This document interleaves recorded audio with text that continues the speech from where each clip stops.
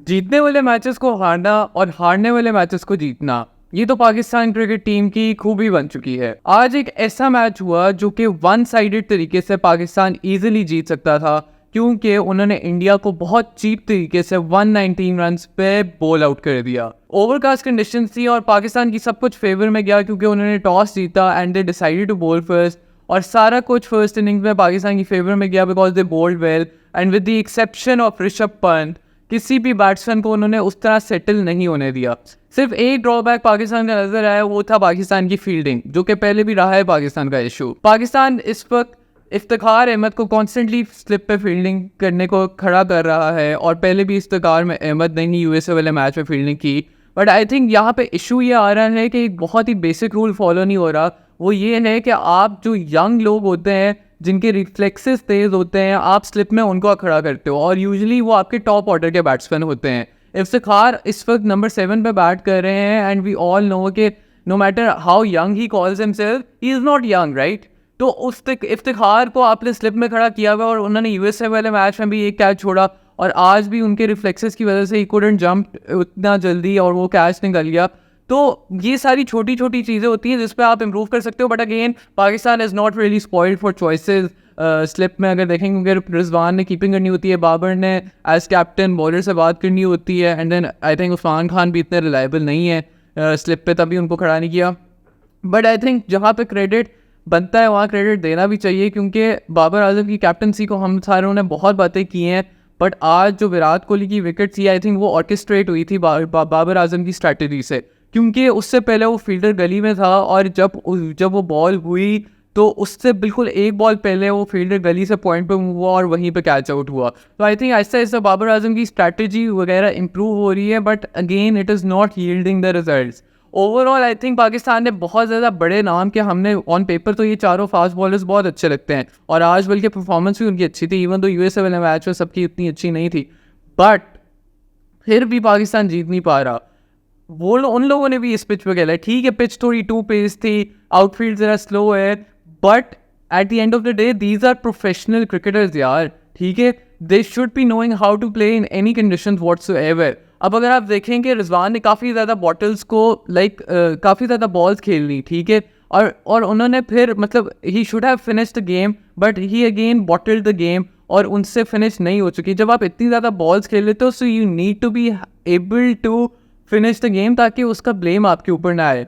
और if Imad Wasim, even though I am a very big advocate of him, Imad Wasim and Iftikhar were really disappointing and they simply failed to finish the game. ऐसा भी नहीं कि आप out हुए हो, आपने clearly you were lacking the skill to hit the ball. Iftikhar Ahmed got out on a full toss, literally got out on a full toss. एक free hit ऐसी थी जिसमें लिटरली आप रन नहीं स्कोर कर सके और आपने देखा है कि फुल टॉसेस इतने ज़्यादा मिस हुए हैं। तो अगर फुल टॉसेस मिस हो रहे हैं तो उस पर तो आप पिच का ब्लेम ही नहीं कर सकते ना, क्योंकि पिच तो टू पेस्ड है। बट अगर फुल टॉस आ रहा है तो उसको तो you should have the ability to demolish the ball out of the park, but वो नहीं हो रहा, जिसका मतलब है कि यहाँ पे कोई स्किल इशू आ रहा है। या तो आप हमारी जो PSL लीग है उसका शायद इंटरनेशनल क्रिकेट से गैप थोड़ा अरसे से वाइडन होना शुरू हो गया है, कि क्या ये वजह है कि हमारे जो प्लेयर्स हैं वो इंटरनेशनल क्रिकेट में उस तरह आके परफॉर्म नहीं कर रहे, ना साइम अयूब कर पा रहे हैं, ना आजम खान कर पा रहे हैं, ना हमारे बाकी प्लेयर्स उस तरह क्लिक कर रहे हैं। तो आखिर वजह क्या है? जब उन्हें state of the art coaches provide हो रहे हैं, सारी फैसिलिटीज़ प्रोवाइड हो रही हैं,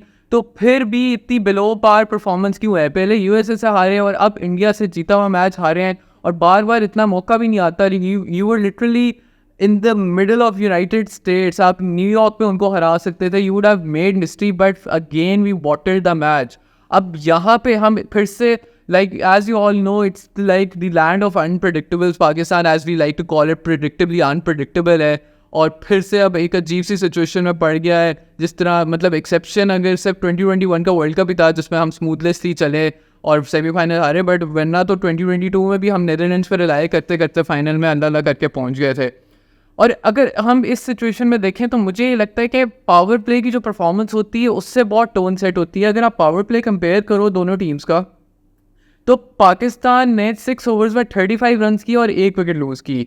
on the other hand, even though India ने अपने रोहित और कोहली को लूज़ कर दिया और पाकिस्तान ने बहुत अच्छा स्टार्ट दिया, बट फिर भी उन्होंने नेट रन रेट उतना कॉम्प्रोमाइज़ नहीं होने दिया and eight the end of 6 overs they had a net run rate of 8.33 and they had lost 2 wickets for 50 runs. तो even तो उन्होंने विकेट ज़्यादा लूज की थी, but they had the edge of scoring at a better run rate, और वही ये छोटे छोटे रन हैं जो एंड में काम आते हैं. इन दोनों मैचेस की अगर आप परफॉर्मेंस देखें तो पाकिस्तान बड़ी हैप-हैज़र्ड भी नज़र आई है फील्ड में, ओवर थ्रोज होती हैं, और ये यूजली क्लब क्रिकेट में आपको तो नज़र आ जाता है, बट प्रोफेशनली ये बड़ा जिसे कहते हैं ना, मतलब बुरा इफेक्ट आता है कि इस तरह ओवर थ्रोज हो रही हैं और आपके रन इस तरह लीक हो रहे हैं. और eight the end of the day अगर आप देखें तो वही चीज़ हमें आके उसने तंग किया है. और मतलब अगर आप स्टार्ट देखें पाकिस्तान की बैटिंग का, थोड़ा सा आप कह लें नर्वस था, जाहिर है पिच कंडीशंस डिफरेंट है, बट फिर भी अच्छा था. We at one stage I think we were 80 और रन पे 3 आउट्स है, बट 11 से 15 ओवर्स का जो फेज था, आई थिंक गेम वहाँ पे हारा है पाकिस्तान.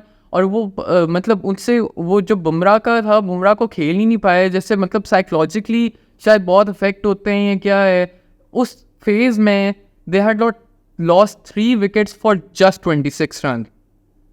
अब मिडिल ओवर्स का फेज जो होता है वो एक्सट्रीमली इंपॉर्टेंट होता है, जिसकी वजह से अगर आप उस वक्त इनिंग्स बिल्ड हो जाती है, अगर उस वक्त 2-3 चौके लग जाते, मेरे हिसाब से तो जिस तरह नसीम ने इंटेंट शो किया है, अनऑर्थोडॉक्स शॉट्स, अगर आपकी पिच उतनी पेस नहीं है, अगर आपकी टाइमिंग उतनी अच्छी नहीं हो रही, तो आप अनऑर्थोडॉक्स शॉट्स ट्राई करो. नसीम ने ट्राई किया, हमने ऋषभ पंत को देखा कि उन्होंने अनऑर्थोडॉक्स शॉट्स ट्राई की जिसमें उनको बहुत ज़्यादा success milli.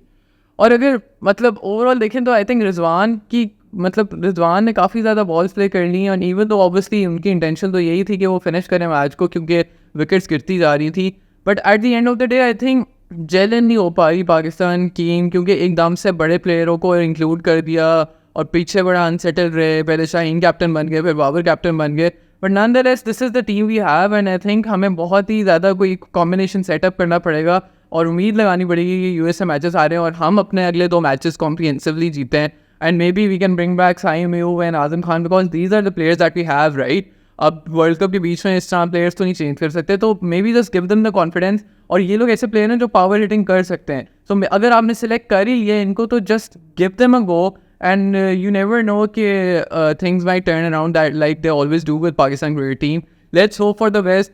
Thank you and stay tuned, and let us know what you think of today's match in the comments below. Thank you and Allah Hafiz.